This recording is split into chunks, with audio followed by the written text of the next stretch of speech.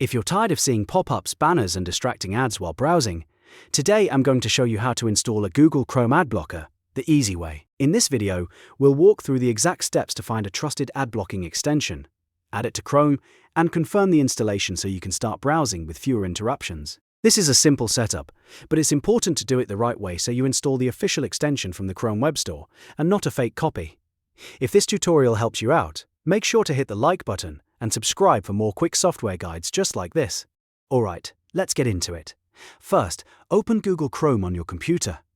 You want to make sure you're using the Chrome browser itself, since this installation is done through the Chrome Web Store. Once Chrome is open, go to the official Chrome Web Store. You can do that by searching for Chrome Web Store in the address bar, or by going directly to the store if you already know the link. When the store loads, look at the search bar in the top left corner. This is where you'll type the name of the ad blocker you want to install. The two most common options people search for are AdBlock and uBlock Origin. Both are popular ad blocking extensions, and depending on your preference, you can choose the one that fits your needs best. Type either AdBlock or uBlock Origin into the search bar and press enter to see the results. Now you'll see a list of extensions that match your search.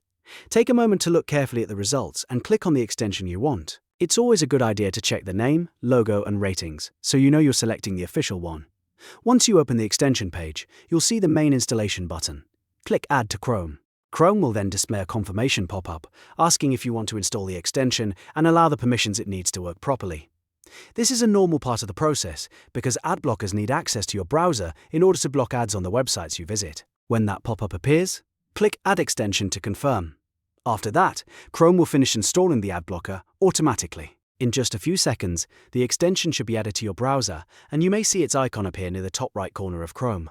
From here, your ad blocker is ready to use, and it should start helping reduce ads on many websites right away. If you ever want to manage it later, you can find your extensions through Chrome's extension settings.